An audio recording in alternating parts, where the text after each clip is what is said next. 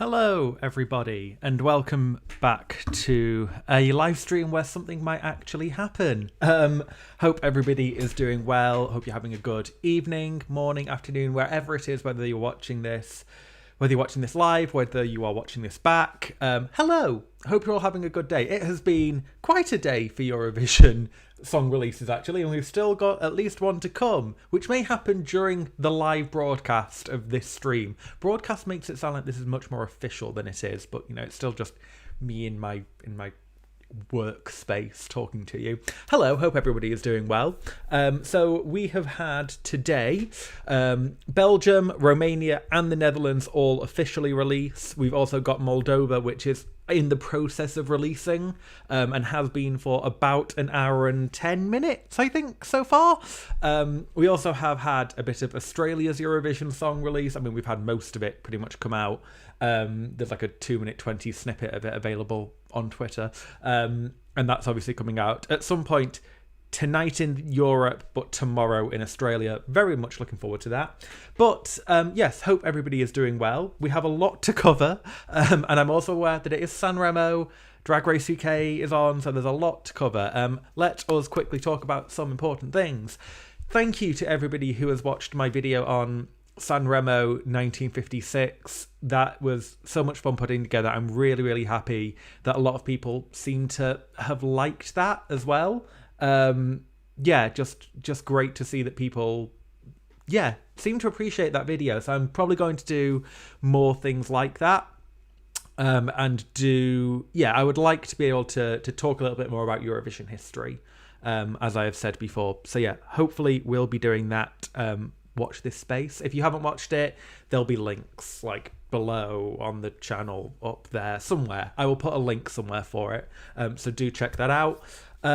Other important things, other live streams coming up. So yeah, I'm only going to do these three. Belgium, Romania, Netherlands. Might be another live stream later in the week. We will see. Probably Saturday or Sunday, where I'll try and cover some more of the songs that have been released or confirmed, because there's a lot coming up. So again, thank you to everybody that has subscribed, liked, commented. Really, really means a lot. Please do keep doing it. I'm getting closer to 400 subscribers, which is wonderful. Yeah, great. So, okay. I'm going to do them in reverse order from when they most recently have been released, I think. Let us talk, first of all, about the Netherlands and Jeangu Macrooy, who is singing, let me get it right, Birth of a New Age, which has been released within the last hour. His entry, his follow-up to Grow, home entry, straight through to the final. It is not Grow. It's not Grow. It's not that emotional hit that Grow gives you, and that is, for most people, they won't care. People watching the grand final that didn't listen to 2020 songs, they won't care, they won't know. I think that Grow has a bit of a lasting impact on Eurovision fans, because it really is a sucker punch when you think about the way that 2020 ended up turning out in a way. And it almost feels like, had he have been able to enter it in 2021, I'm growing older. It's not what I thought it would be. We've all had a bit of a year where it's not where we thought it would be. And that could have been really, really interesting to see, I think. What do we want to say about Birth of a New Age, though? Because that was the past. Let's talk about the future. I am conflicted on it. I think that it has a lot of amazing features. I love the fact that he is bringing his Surinamese background, the language in there. I think that's great. Obviously, a lot of people are already making a joke that it sounds like he's singing broccoli. Like, okay, great. I can't say the name of the language that it is in as well, so apologies for that. I'm not going to try and butcher it. We all heard my Italian pronunciations and I butchered them. I think that, there's a lot of heart to it still, which is great. He is such a good performer. It feels like it's aiming to be something joyous, and it's meant to be a restart. And it feels like the live performance that we saw there didn't bring it to life as much as I feel like it could. I haven't listened to the studio version yet, so maybe in Rotterdam they'll be able to do something to lift it a bit more. because I feel like it was almost a bit too static. And I'm not expecting Jeangu to suddenly become a dancer and to have people dancing around, but it felt like maybe with more of a backdrop or just something else. Because, you know, they had the translation of what he was singing in the background on the lyrics, but it wasn't really noticeable enough. It needs more of a punch, not in an emotional punch way, but in a wow, okay, this is what this is going for.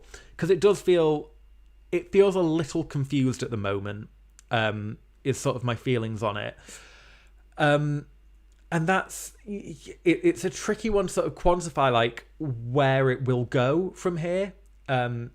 Because, you know, I think if Jeangu had gone with exactly the same thing again, with another emotional song, we would all be like, oh, it would be an immediate comparison. For Eurofans, it still is a comparison, but in a different way. And unfortunately, it seems like most people don't like Birth of a New Age as much as I do Grow. And I might be in that category right now, but I've only listened to it 2 or 3 times. Immediate reactions, though. I think that one thing that will definitely work in its favour, and it's an interesting one, is that it is number 23 in the grand final. And because of the fact that it's such a different song, it feels like you can probably put other songs around it and it will stand out. I think this, because it's bringing a different language, because of the style of the song, I feel like it will stand out, particularly late on, which might do it some good.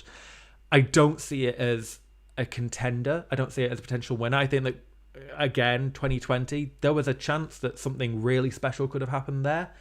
This, I feel like, will be probably respectable, but I don't think that they're aiming... This doesn't feel like it's aiming to challenge, which is a real shame, because I do think that he's such a talented performer and he brings so much to his performances. It just feels like there could have been a bit more. It feels to me like...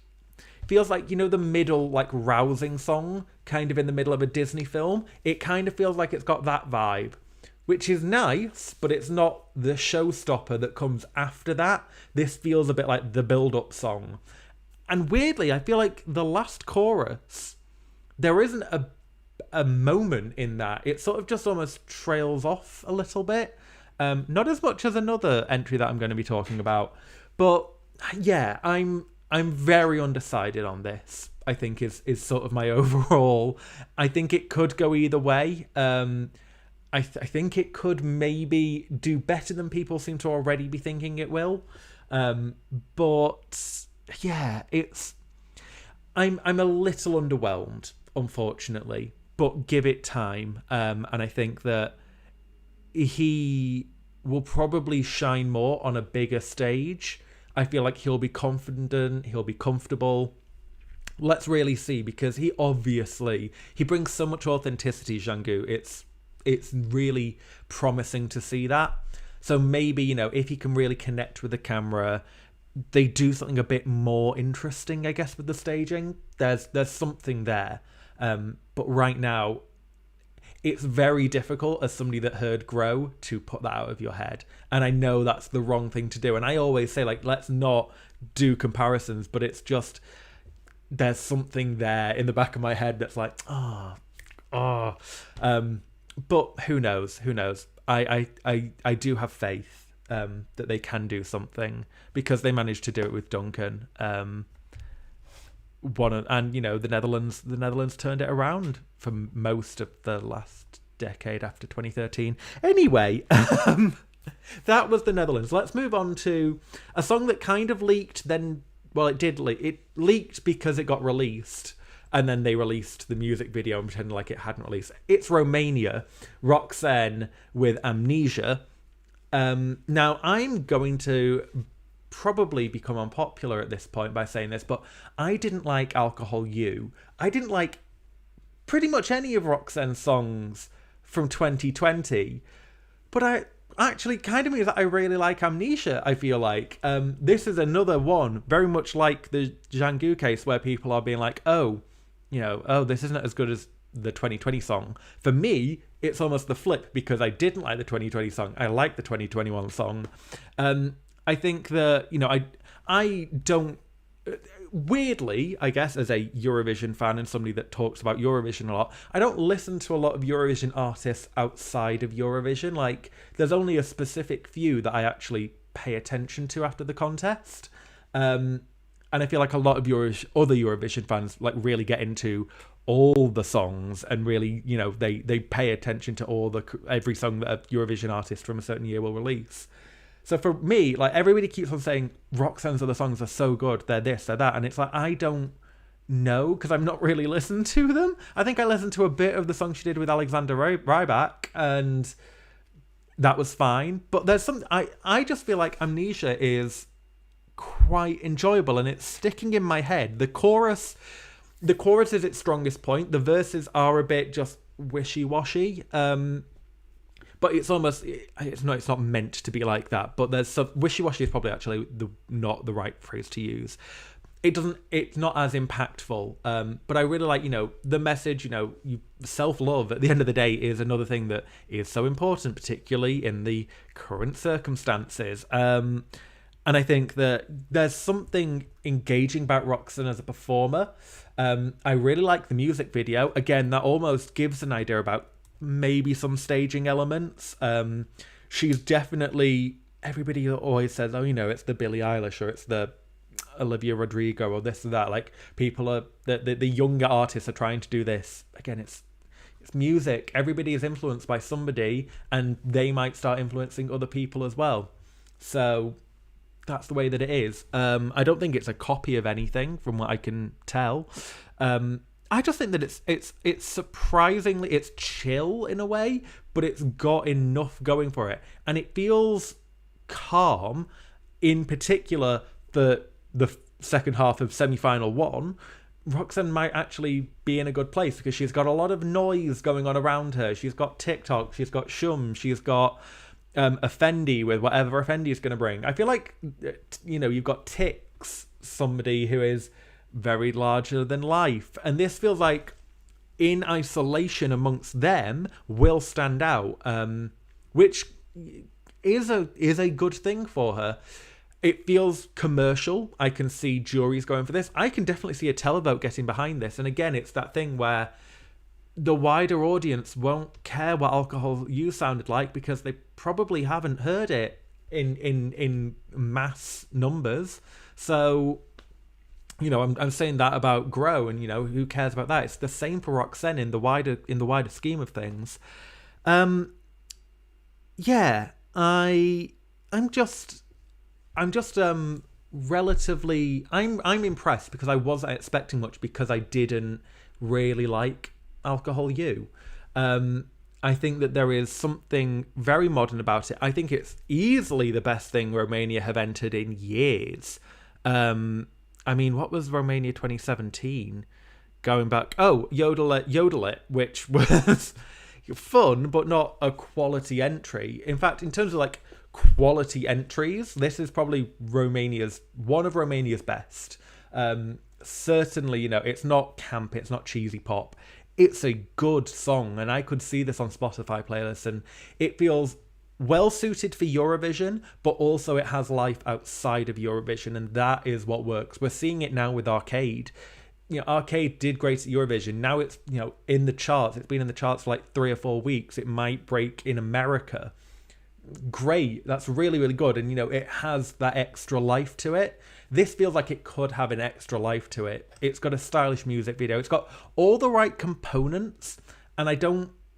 It's not the most competitive, but then, people seem to think that, last year was competitive, and I don't really see why this one isn't being deemed in the same way. It just feels a little odd to me. I think that there is something very, very cool about this. And yes, I'm quite excited. I'm really excited actually to see what the staging will end up being like. I think there is, like I said, potential in what we've seen in the music video. We will see. But yeah, I think Romania are in a good place. I think they're in a better place than most people seem to think that they are. We will see, though. So that was Netherlands and Romania. I'm going to check some of the comments. If you do have any thoughts about Netherlands and Romania, let me know in the live chat if you are watching live. If you are watching back, let me know in the comments. I'm replying to people there. Just let me know your thoughts. And we will get on to Belgium in a moment. But I can see that there are people. There are people talking. Hello, everybody. More nerd things, please. Of course, Ellie. There will be nerdy Eurovision history very soon. Actually, you know what? I might as well just say it. I'm gonna do a series, pretty much like the history of the 1956 Eurovision contest, because that's what I'm passionate about. And if less people watch it than a live stream, who cares to me in a way? Like, I care, and I know that people enjoy it. Some people enjoy it, some people really enjoy it. So yeah, next one on the Swiss national final of 1956. There we go. I've said it. Now I'm putting pressure on myself. Woo! I perform great under pressure, of course.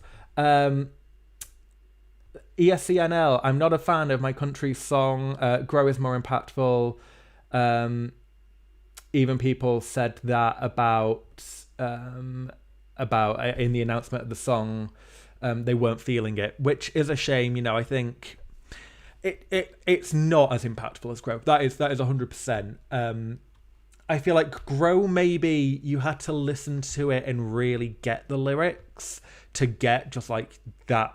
It is a sucker punch in a way. Like, it's a lovely song, but wow, there's a lot in there and it makes you feel things. Whereas Birth of a New Age has a bit more of an immediate hook. My problem is, actually, when I was initially thinking, I was like, oh wow, that's stuck in my head. I've now completely forgotten it. I've completely forgotten like the hook of the song, which isn't great when I can remember the other two a lot more. But maybe, again, I've listened to it 2 or 3 times. But you need to make an immediate impact at Eurovision. But yes, it will feel emotional at song 23. A big ramp to the end. Yeah, it's going to. It's slot 23 is very good for the Netherlands. One way or another, it's always good to be later on, usually. But yeah, there's something. It feels like it's going to throw things around. They're going to have to play interesting songs either side of it. And you know, if you've got 2 heavy hitters, does this sort of sneak in and start to, you know, stand out for people that don't quite get the heavy hitters either side? Yeah, a lot of people saying that unfortunately, you know, it is special in its own right, but that, you know, people don't seem to have been that people don't seem to necessarily be getting it in Holland, which is a shame. That is a shame. Somebody saying, you didn't know I had a channel. I do. Yes. Hello. I recently revived it.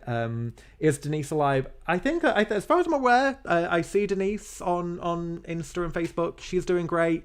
I think that she got another job and just didn't necessarily have time to be doing wee stuff as much, as far as I'm aware. But as far as I know, she's doing great. She's loving life. I think she's still in Malta. Somebody say, do you read the chat or is it useless to write things in here? Sorry, I only have... the reason why I keep looking over, I don't have great setup right now in terms of this. I keep on having to like look over at the screen, but my camera is here, obviously, because I'm looking at the camera. That would be clever. You could probably have worked that out. But yeah, I try and keep an eye on it, but I try and like go through my spiel first. Best Romanian song since 2010. That's Milosh has said that. He also says, I liked Alcohol You. I like Amnesia even more. People saying Roxen's accent has somehow got worse. I don't really notice it, but maybe that's me. Yeah, I haven't noticed an accent particularly, but you know, I didn't think that Lena's accent was that noticeable in 2010 the first time I heard it, and now I look back and I'm like, wow, that really was quite a thick British you were going for. Yeah, a lot of people saying actually that they like Amnesia more than Alcohol You, which is good. I'm glad that I'm not in the minority here. And then somebody saying that apparently the studio version of Jeangu's song is different. Somebody saying that it isn't. Who knows? I will listen to it. I believe it's on Spotify. So as soon as that comes out, I will, or as soon as I get a chance, I'll probably put it on my playlist and have a listen to that. Let us move on. Do keep letting me know your thoughts on Netherlands and Romania over in the live chat or in the comments if you're watching back. Let us move on to Belgium, which was a pleasant surprise. I was very pleasantly surprised, actually. So it's Hooverphonic again. Slightly different Hooverphonic to the Hooverphonic of 2020. They have Gaika as the lead singer now instead of, I'm having a mind blank, Luca, I think her name was Luca, as the lead singer, which it's Hooverphonic. They do that, and you often see that people don't really like the statements come out aren't great. And, Hooverphonic were noticeable. There were negative points about them from sort of the off last year. And then Eurovision China Light didn't help matters. And it feels like, unfortunately, they set themselves quite a mountain to climb to get into the good books of Eurovision fans. And I don't think they're quite there yet. But the song certainly has won me over quite a bit. I am surprised. So it's The Wrong Place. Obviously, people are making a good place, bad place reference already to that. I've seen those memes on Twitter already. But yeah, I think this is so much better than Release Me. Release Me felt like it went on and on and on and on. This feels like it's over really quickly. I think it only has 2 proper choruses, whereas like most Eurovision songs, your typical Eurovision song composition, you get 3 choruses. You get first verse, first chorus, short second verse, second chorus, bridge, chorus, end. That's usually your format. Some countries do it differently. Some songs do it better without having that, but that's usually what you see, I think. This feels very different, but it's very well composed. You'd expect that from Hooverphonic, though. It feels, again, much like Roxen, that it's competitive-ish, maybe not as much, but it feels like it could be competitive, definitely more competitive than Release Me, and it's also Spotify radio commercial friendly. I could hear this outside of the Eurovision canon, and it feels very much like, again, it feels like a Hooverphonic song and a single. I feel like Release Me felt like it came from an album. This feels like it's a single. It's a step up. It really is. And I think they've got a really cool, I really like the music video. I think that's quite cool how they've done like the, here's my description. I gave it somebody earlier, and full credit to Lucy Percy for pointing this out. It sounds very much like Garbage, and the music video feels like it's Garbage meets Goodbye to Yesterday, Estonia 2015. It's a one-sided version of Goodbye to Yesterday with a much more brutal ending because there's a beheaded body in this music video. But yeah, there's something edgy about it in the music video, and it does come through. There's something I'm a little enamored by this song, and I didn't expect to be. And I don't know, again, maybe it's because I had low expectations going in, and now it's really impressed me, which does happen. It happens when we're at Eurovision. I've been in the press centre and seen a performance and be like, oh my God, it's going to do so well. Like when I said Moldova could be top 5 in 2019, and very quickly retracted that. But I did say that whilst we were in the press centre.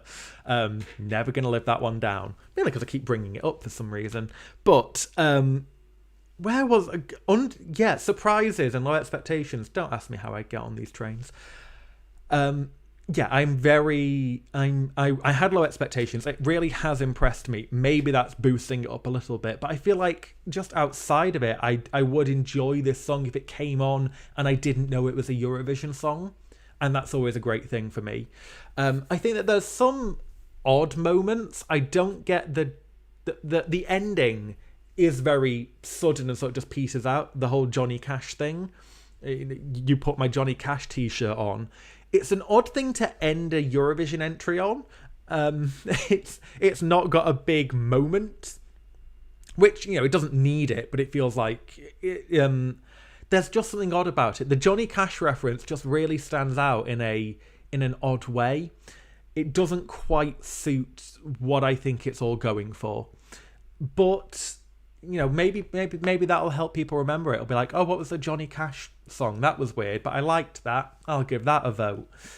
It's a step up, and it's what we kind of had been expecting from Belgium for a few years. Like, they had that amazing run. This feels like it's sort of trying to rekindle some of that. It's got a real chance of qualifying. I did not think that. Belgium were like an immediate write-off for me in the qualifying stakes last year. This year, this is it, again, it's another in amongst the high energy of and fun and the kind of campness of some of the songs in semi-final one. This is serious, classy, good entry, and that again will just start to soak up some of the jury points. I can see televoters actually liking this. I don't know whether the Netherlands are voting in semi-final one. If they are, even better. Or France or those kind of countries, places where Hooverphonic are known.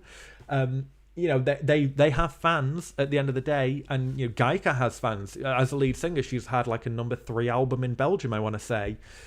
So there's some really good things going for them all of a sudden, which I didn't think. I fully expected to wake up this morning, listen to it, and be like, oh, well, that didn't surprise me. And it did.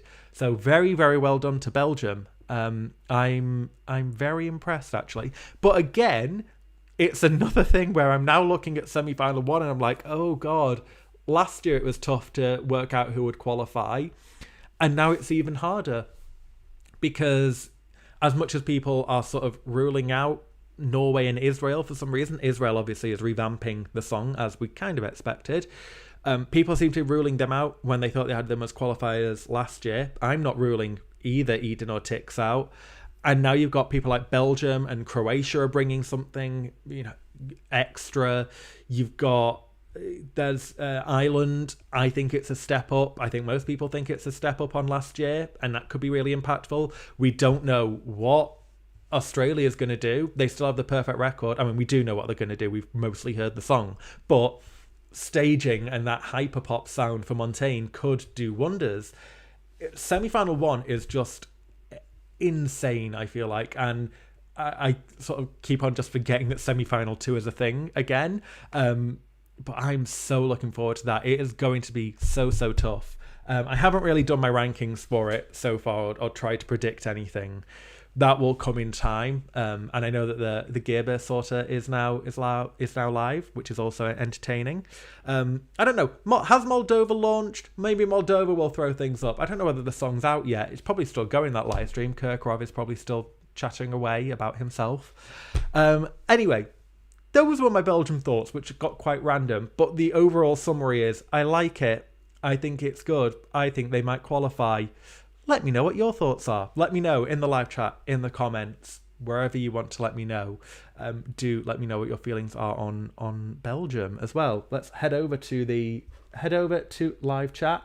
A lot of people saying, yeah, it's still comments about the other songs as well. ESCNL says his top 3, number 1 is Belgium, and a lot of people saying, yeah, Belgium is their number 1 actually. Katja, I think Belgium can do well actually. Okay, so they have the Netherlands and Italy are voting in Belgium's semi-final, so yes, that is definitely a big bonus for Belgium.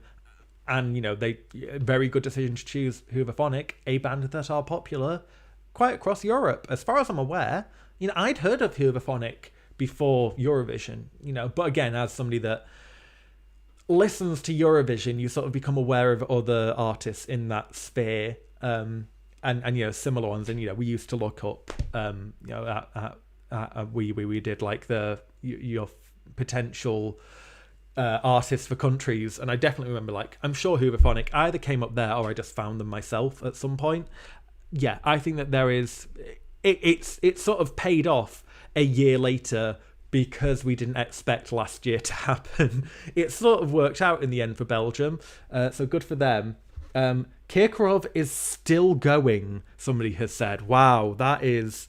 I'd say I'm impressed. I'd say I'm surprised, but I'm not. I'm impressed, but I'm not, because man likes himself, which is good for him. Should be about Moldova, and I hope that it is, but I have a feeling that it isn't, because I saw a bit of it and he was talking about Dimitri Koldun for some reason. Love Koldun, by the way. They will get a lot of jury points, and yeah, again, a lot of up-tempo songs in semi-1 second half. So again, I think they're in the same boat as Romania, where it's something classy.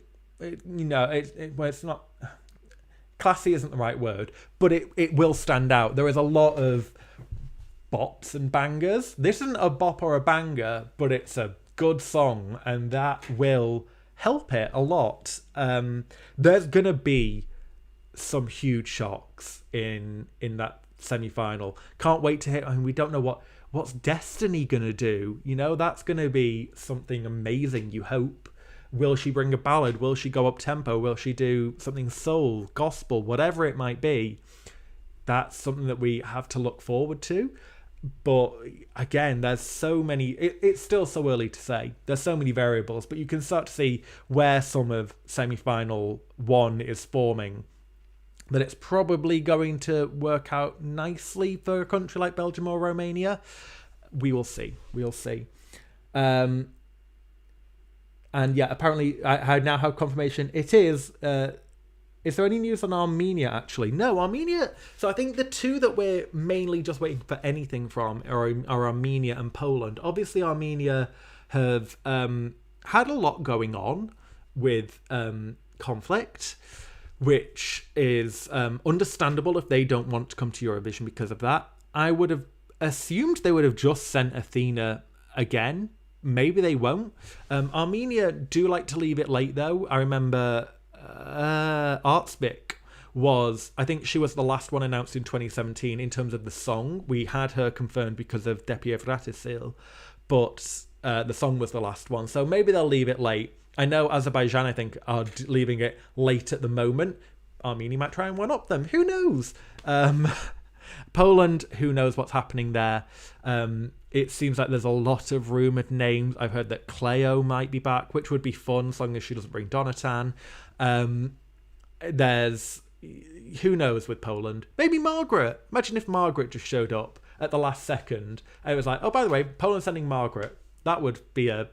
I said at one point this was turning into Eurovision All-Stars. That would kind of be like the shock one, wouldn't it? Like, oh, here's the one that everybody thinks could have won 5 years ago. Cool Me Down was 5 years ago, which seems crazily long. When I remember that song so well. I remember that night so well when it didn't win the national final. I was very upset. They're playing Scream now. Okay, so yes. I was going to maybe talk about Moldova. I was maybe going to do like a live reaction to Moldova and we could have watched it live as it happened. I don't think that's going to happen. So yeah, we'll talk about Sugar at some point. Other quick things just to touch on, because I know Sanremo is about to start or maybe starting and want to watch some of that. Although it's the cover night, so it's not as important. Really been enjoying Sanremo. I don't usually watch it unless it's the final night. I have been very impressed with some of the songs, though. Really love Arisa's song.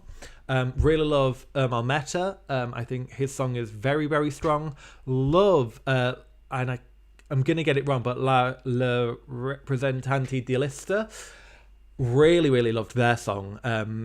And I've gone back and listened to some of their other tracks last night and today. I think that they're probably my favourite. I know they're not going to win, unfortunately, but really, really impressive.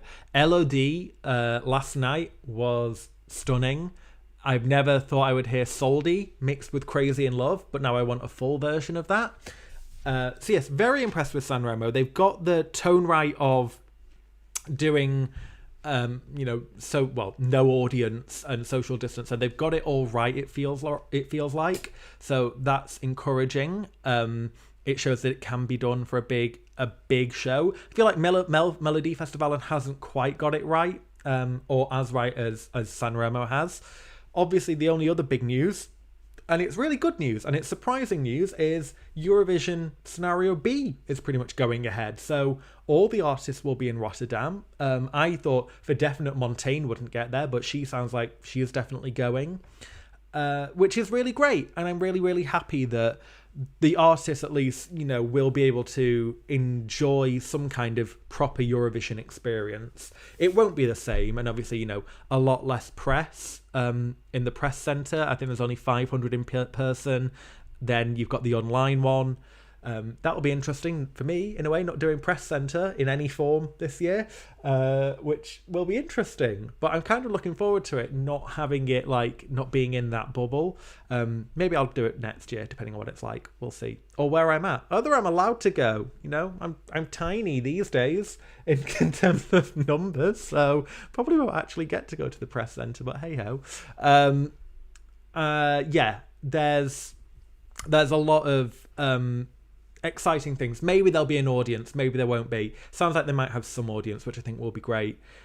But yeah, I'm there's been some nice things, I think, in Eurovision recently, and there's some good things. And just as always, just remember, it's a song contest. Don't take it too seriously. Don't send hate to people, because what's the point?